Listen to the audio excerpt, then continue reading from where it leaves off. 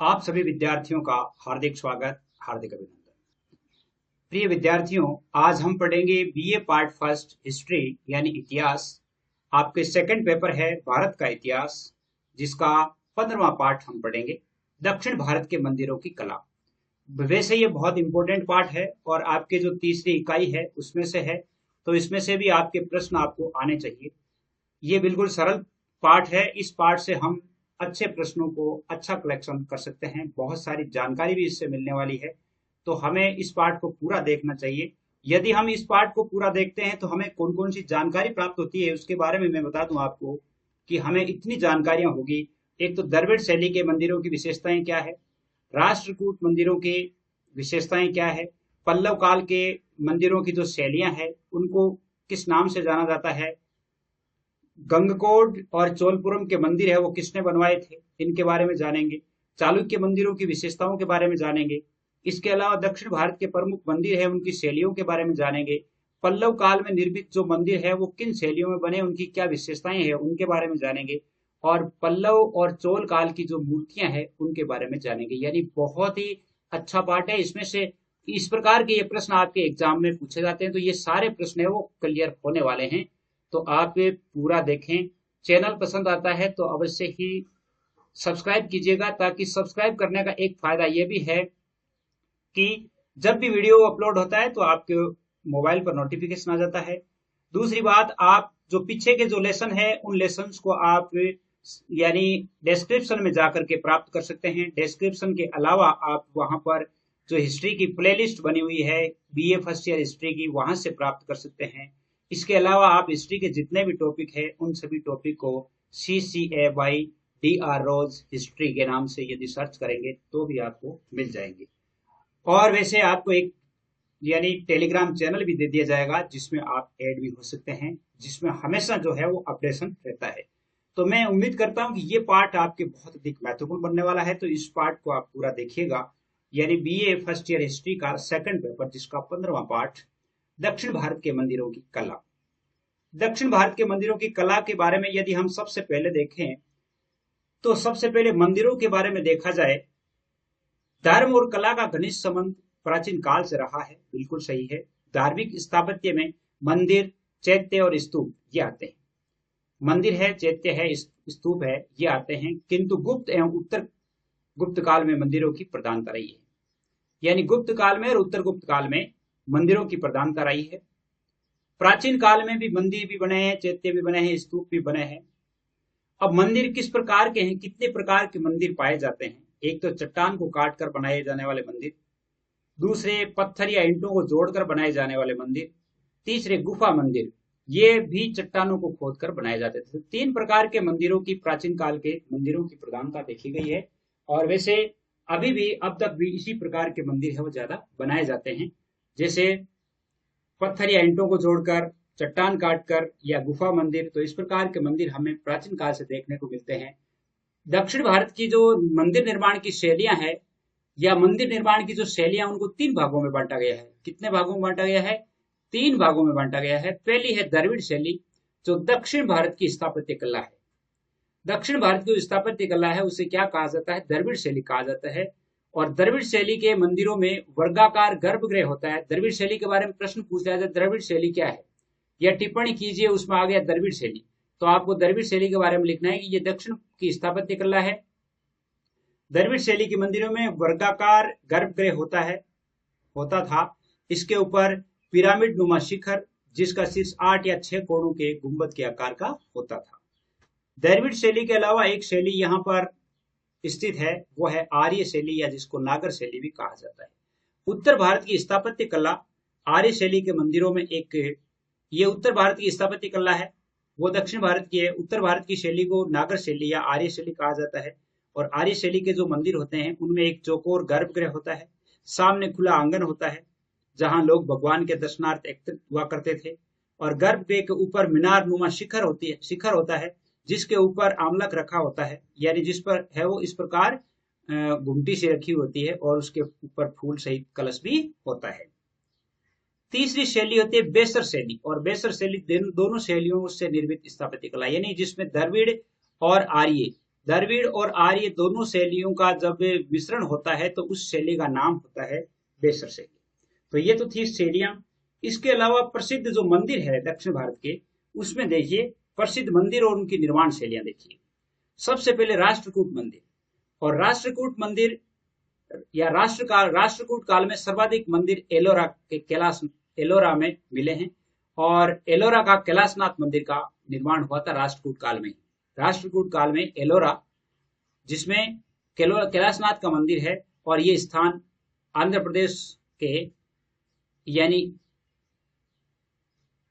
आंध्र प्रदेश के औरंगाबाद नगर से 15-16 मील दूरी पर स्थित है। उसे राष्ट्रकूट नरेश कृष्ण प्रथम ने 757 से 58 से 773 ईस्वी के बीच बनाया था।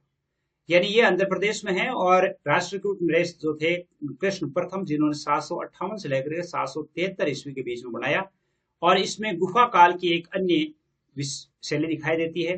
कैलाशनाथ के मंदिर को बनाने के लिए कलाकारों ने अच्छी लंबी और पहाड़ी को ऊपर शीश से तराशना प्रारंभ किया। ये जो पहाड़ी है, पहाड़ी को यहां से उन्होंने तराशना शुरू किया है और तराशते तराशते इस मंदिर को बनाया है। और पूरी पहाड़ी को तराश कर ऊपर से नीचे तक मंदिर के सभी अंग, जैसे छत है, दरवाजे हैं, झरोखे हैं, खिड़कियां हैं, स्तंभ है, तोरण है, मंडप है, शिखर है, गर्भगृह है, चारों ओर का बरामदा, ये सब उन्होंने उसी चट्टान से ही बनाया है। इस मंदिर का विमान एक समानांतर चतुर्भुज के आकार में बना हुआ है, चतुर्भुज के आकार का है। और ये 150 फीट लंबा है, 100 फीट चौड़ा है। कितना है? 150 बाई 100 फीट का है। और इसका जो विमान है, यानी जो ऊंचाई है इसकी, और ये एक 25 फीट ऊंचे चबूतरे के ऊपर बनाया गया है। चबूतरा बनाया हुआ है नीचे, उस पर 25 फुट का है, उसके ऊपर ये मंदिर बनाया गया है। इसके आगे एक स्तंभ युक्त मंडप है जो 70 फीट लंबा और 60 फीट चौड़ा है, यानी जिसको हम बरामदा कह सकते हैं। इस प्रमुख इमारत के बाद एक नंदी मंदिर बनाया गया है, जिसके दोनों ओर 51 फीट ऊंचे 2 ध्वज स्तंभ है। इन पर त्रिशूल स्थापित किए गए हैं। ये राष्ट्रकूट मंदिर, कैलाशनाथ मंदिर की बात है। ये बिना किसी जोड़ के केवल एक चट्टान को काट कर या तराश कर 2 मंजिली इमारत बना लेना एक विलक्षण शिल्प है। यानी इस मंदिर की एक विशेषता यह है कि एक पूरी चट्टान को काट करके 2 मंजिल स्थापित करना, जिसे देख करके दर्शक है वो प्रसन्न हो जाते हैं। बंबई से लगभग 6 मील दूर धारापुरी नामक द्वीप में 2 पहाड़ियों के ऊपर के भाग को काटकर मंदिर और मूर्तियां बनाई गई है। और ये आजकल एलिफेंटा केव्स के नाम से जाना जाता है। अब जैसे मान लो प्रश्न आ जाता है, एलिफेंटा केव्स क्या है, एलिफेंटा गुफाएं क्या है? तो एलिफेंटा गुफाओं के बारे में यदि पूछे तो बंबई से लगभग 6 मील की दूरी पर धारापुरी नामक जो द्वीप है, उनके ऊपर 2 पहाड़ियों के ऊपर ये या पहाड़ियों के ऊपर के भाग को काट करके और मंदिर बनाया गया है, मूर्तियां बनाई गई है, जिनको एलिफेंटा केव्स के नाम से या एलिफेंटा गुफाओं के नाम से जाना जाता है। और कुछ विद्वानों के अनुसार यहाँ की स्थापत्य कृतियां या स्थापत्य कृतियों का निर्माण है वो राष्ट्रकूट काल में भी हुआ था। अब यहाँ की देखिए मूर्ति कला कैसी है। राष्ट्रकूट काल की बात कर रहे हैं। राष्ट्रकूट काल की मूर्ति कला का परिचय एलोरा के कैलाशनाथ मंदिर और बौद्ध एवं जैन मंदिरों की मूर्तियों से उपलब्ध होता है। कैलाश मंदिर में उत्कीर्ण इंद्र इंद्राणी की मूर्तियां अत्यंत आकर्षक है। कैलाश मंदिर जो है उसमें इंद्र इंद्राणी की जो मूर्तियां हैं वो सबसे आकर्षक है। और इसी प्रकार जैसे रावण का कैलाश उत्तोलन बहुत ही ओजस्वी और भावपूर्ण कृति में है। रावण जो है वो उस पहाड़ को उठाते हुए दिखाई दे रहे हैं। और इस दृश्य में रावण कैलाश को उठा रहा है। भयभीत पार्वती शिव के विशाल भुजदंड का सहारा ले रही है। उसकी सखियां भाग रही है। शिव अचल खड़े हैं और अपने चरणों से कैलाश पर्वत को दबाकर रावण के परिश्रम को विफल कर रहे हैं। यानी चित्र इतना आकर्षक है कि रावण जो है वो कैलाश पर्वत को उठा रहे हैं। तब कैलाश पर्वत को उठा रहे हैं तो पार्वती ज्यादा घबरा जाती है। घबरा करके शिव जी से याचना करती है। और शिव जी क्या करते हैं? शिव जी उस कैलाश पर्वत को अपने पैरों नीचे दबा लेते हैं, जिससे रावण का जो प्रयास है वो विफल होता जा रहा है। और तोरण के दोनों ओर जो हाथी बनाए गए हैं वे भी मूर्तिकला के उत्कृष्ट नमूने हैं। कैलाश मंदिर के सामने जैन और बौद्ध गुफाएं बनी हुई है जो अमूर्त मूर्तिकला की अमूल्य निधियां भी है।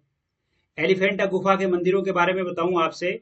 यहाँ पर विद्यमान प्रतिमाओं में महेश्वर की जो त्रिमूर्ति है, शिव तांडव है, शिव पार्वती के विवाह की मूर्तियां हैं, वो सबसे अधिक कलात्मक है। एलिफेंटा गुफा मंदिरों में ही है। ये कहाँ पे है? एक तो महेश्वर की त्रिमूर्ति है, शिव तांडव नृत्य की मूर्ति है, शिव और पार्वती विवाह की मूर्तियां भी वहां पर है। और इन सब कृतियों में सबसे अधिक प्रसिद्ध मूर्ति है वो त्रिमूर्ति है। जिसमें शिव तांडव है। इसके बाद पल्लव के मंदिरों के बारे में जानते हैं। पल्लव, नीलकंठ शास्त्री के अनुसार पल्लवों की ख्याति का एक कारण था उनके समय की तत्कालीन कला की उन्नति। यानी पल्लव जो है, पल्लव काल में कला की बहुत उन्नति हुई। प्रारंभिक पल्लव कलाकारों ने भी काठ और कंदरा प्रणालियों का सहारा लिया, परंतु समय के साथ साथ वे इन प्रणालियों को त्यागते गए और वास्तुकला की नई शैलियों का प्रयोग करते गए। यानी सबसे पहले तो इन्होंने भी क्या किया था, यानी कंदरा कला, कंदरा का मतलब होता है गुफा, कंदरा का मतलब होता है गुफा, या जिसको हम कह सकते हैं कि पहाड़ों को काट करके गुफाएं बनाना और उन गुफाओं में आवास करना, रहना और जैसे घर जैसी सारी सुविधाएं कर लेना, वो कंदरा काल था। उसमें व्यक्ति है वो उन कंदराओं में रहा करते थे। पल्लव वास्तुकला को 4 प्रमुख शैलियों में विभाजित किया जा सकता है। पल्लव कला को कितने शैलियों में? 4 शैलियों में। उनमें से एक तो महेंद्रवर्मन शैली है, एक मामल्ल शैली है, एक राजसिंह शैली है, एक अपराजित शैली है। ये 4 शैलियां हैं, पल्लव काल की 4 शैलियां हैं। पल्लव वास्तुकला को कितनी शैलियों में बांट सकते हैं हम? 4 शैलियों में बांट सकते हैं, जिसमें महेंद्रवर्मन, मामल्ल शैली, राजसिंह शैली और अपराजित शैली, ये 4 शैलियां हैं। सबसे पहले यदि हम महेंद्र शैली को देखते हैं तो ये महेंद्र शैली जो है 600 ईस्वी से लेकर 625 ईस्वी के काल में मिलती है। और यहाँ का जो पल्लव नरेश था महेंद्र वर्मन प्रथम, उसके शासनकाल में स्तंभ युक्त मंडपों का निर्माण होने लगा था। यानी थंबे और थंबों को छत युक्त जो है मंडप बनाए जाने लगे थे, और ये साधारण हॉल के समान थे, जिसके पीछे की दीवारों पर 2 कोठरियां बनाई गई है। यानी हॉल होता है, हॉल की तरह जैसे पीछे 2 कोठरियां बनाई गई है, उसकी तरह थे। और ये सभी वस्तुएं पहाड़ियों को काट काट कर बनाई गई है, इसलिए कुछ विद्वान इन्हें गुफा मंदिरों की श्रेणी में रखते हैं। यानी महेंद्र शैली की जो मंदिर है, उन मंदिरों को कौन सी शैली में रखा जाता है? गुफा मंदिरों की शैली में ही रखा जाता है। और इस शैली में प्रमुख मंदिर है, महेंद्र वर्मन शैली के प्रमुख मंदिर है, एक तो उंदवल्ली या गुंटूर जिला का अनंत शयन का मंडप या अनंत शयन का मंदिर कह सकते हैं। एक है भैरवकोंड जो उत्तरी अर्काट जिले में है, भैरवकोंड का मंडप। यानी 2 मंडप है, वो महेंद्र वर्मन शैली के सबसे अनुभव उदाहरण है। दूसरी शैली है मामल्ल शैली, जो कि 625 से लेकर के 674 के बीच में दिखाई देती है। और इस शैली का प्रमुख जो केंद्र है मामल्लपुरम था, और मामल्लपुरम जिसकी स्थापना मद्रास के समीप समुद्र तट पर पल्लव नरेश नरसिंह वर्मन ने की थी। मामल्लपुरम की स्थापना किसने की थी? नरसिंह वर्मन ने की थी। और उन्होंने नरसिंह वर्मन प्रथम महामल था, उनका नाम महामल था, इसलिए उन्हीं के नाम पर इनका नाम पड़ा मामल्लपुरम। और इस शैली के अंतर्गत या तो मंडप बने या रथ, या तो मंडप बने या रथ बने। मंडपों की संख्या कितनी है? 10 है। जैसे वरा मंडप, महिष मंडप, पंच पांडव मंडप, ये विशेष उल्लेखनीय है। कहाँ पे? मामल शैली में बने हुए ये वरा मंडप, महिष मंडप और पंच पांडव मंडप। अब जैसे मान लो एक प्रश्न आ जाता है कि रथ किसे कहा गया है? रथ किसे कहा गया है?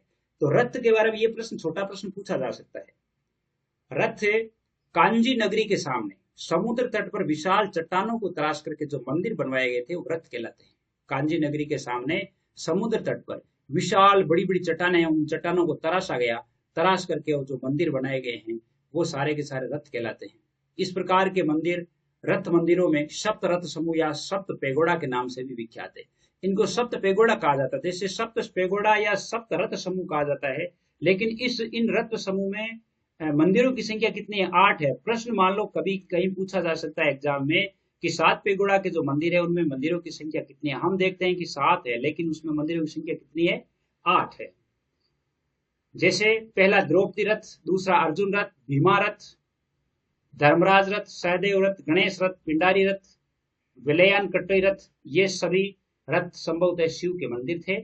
और ये मंदिर एक ही चट्टान को तराश कर बनाए गए। एक ही चट्टान को तराश करके ये 7 पेगोड़ा बनाए गए हैं। बहुत ही इंपॉर्टेंट पार्ट है ये। तीसरी शैली है राजसिंह शैली। राजसिंह शैली है जो 700 से लेकर के 900 ईस्वी के मध्य पाई जाती है। इस शैली में क्या होता है कि गुफा मंदिरों के स्थान पर पाषाण खंड को जोड़ करके स्वतंत्र रूप से मंदिर बनाए जाने लगे थे। पहले तो क्या है कि गुफाएं, या जैसे मान लो कोई पहाड़ी है, उस पहाड़ी को तराश करके, पहाड़ी को काट करके मंदिर बनाए जाते थे। अब क्या है कि पहाड़ी से जो पत्थर निकलते, उन पत्थरों को किसी मसाले से जोड़ करके और मंदिर बनाए जाने लगे राजसिंह शैली में।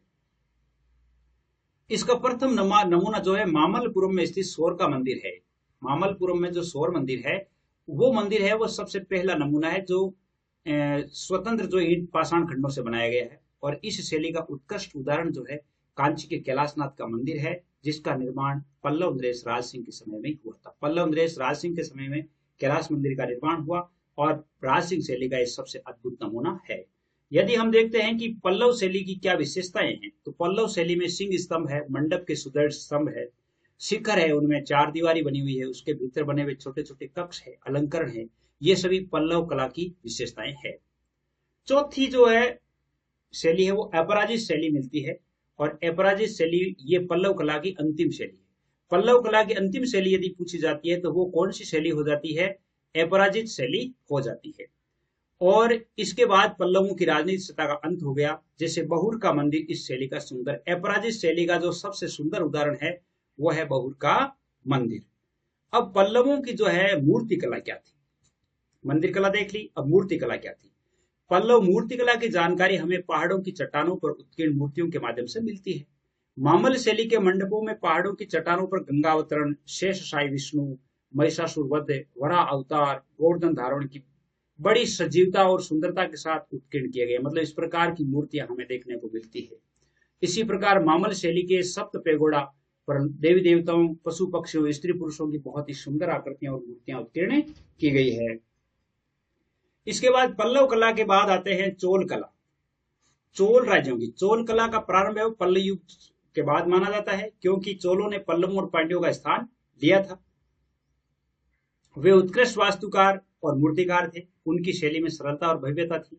कांस्य मूर्तियों को बनाने में तो चोलों की कोई तुलना ही नहीं। यानी कांस्य मूर्तियां है बनाने में वाले जो चोल है वो सबसे उन्हें अच्छा ज्ञान था।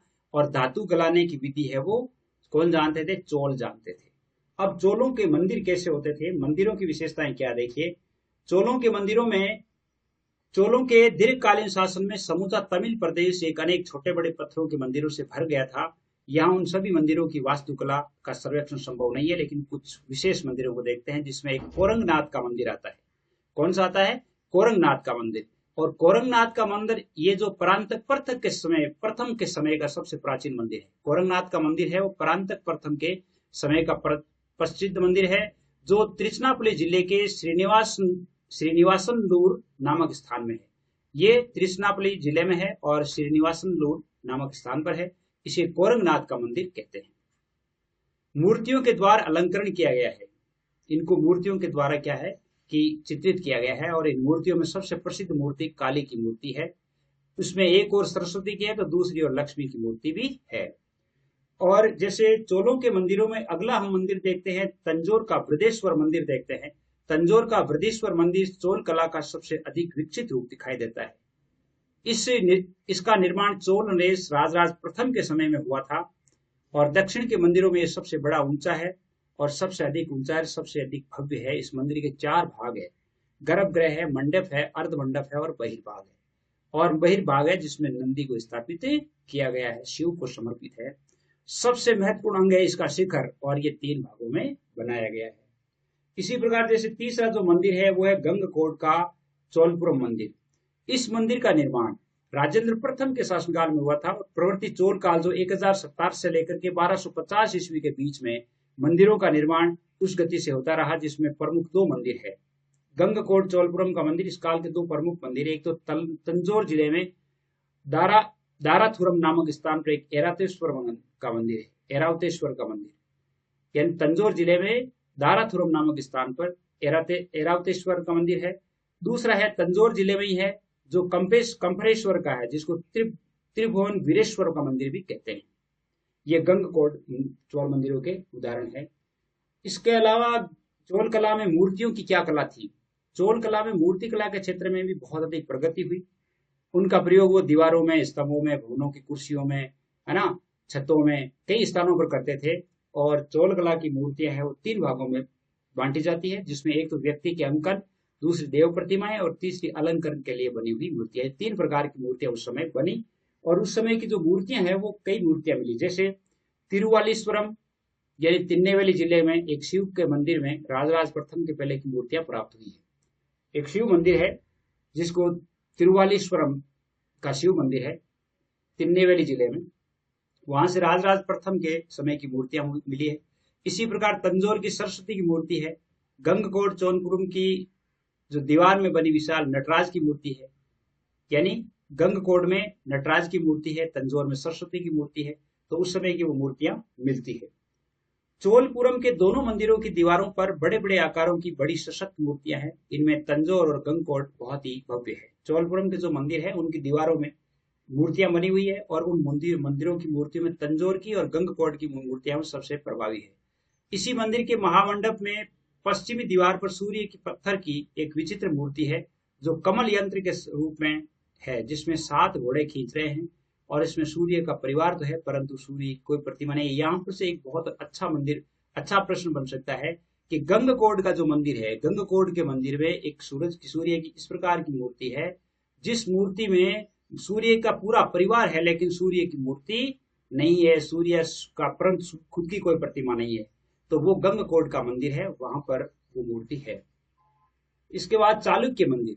चालुक्य जो शासनकाल में चालुक्य वंश के राजा भी कला प्रेमी थे, उनके संरक्षण में भी काफी उन्नति की थी। चालुक्यों की कला को भी 3 भागों में बांट सकते हैं, एक ऐहोल, वातापी और पट्टडकल, यानी ये 3 प्रकार के। वातापी को बादामी भी कहते हैं। ऐहोल जो है, यहाँ लगभग 70 मंदिर मिले हैं। ऐहोल में कितने मंदिर मिले हैं? 70। इसी कारण इस नगर को मंदिरों का नगर कहा जाता है। दक्षिण भारत में मंदिरों का नगर किसे कहा जाता है? ऐहोल को कहा जाता है।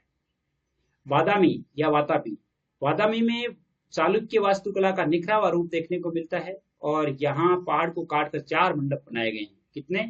4 मंडप, और इनमें से एक मंडप जैनियों का है, शेष 3 मंडप है वो हिंदू धर्म के। वातापी में जो मंडप बनाए गए, मंडपों में एक जैन धर्म का है, एक जैन धर्म का है, 3 हिंदुओं के है, इसका मतलब कुल 4 है। और इसके 3 मुख्य भाग भी है, गर्भगृह है, मंडप है और अर्ध मंडप भी है।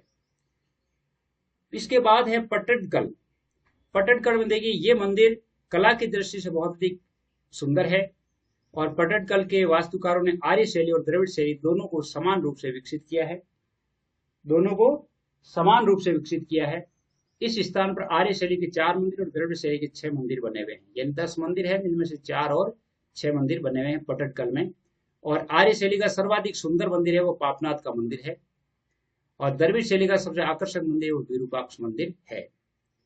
तो उम्मीद करता हूं कि ये पाठ आपके अच्छी तरह से समझ में आया है और इस पाठ से आपने दक्षिण भारत की कलाओं के बारे में बहुत अधिक सीखा है। चैनल को यदि सब्सक्राइब नहीं किया तो सब्सक्राइब कर लीजिए और टेलीग्राम चैनल में आप ऐड भी हो जाइए। टेलीग्राम चैनल का लिंक है college classes by DR Rose, college classes by DR Rose, इस प्रकार है ये, यानी इनमें स्पेस नहीं देना है। ये इसका लिंक है, इस लिंक पर आप ऐड हो सकते हैं। उम्मीद करता हूं पाठ पसंद में आया है और आपने अच्छी तरह से सीखा भी है। अगले लेसन तक जय हिंद, जय भारत।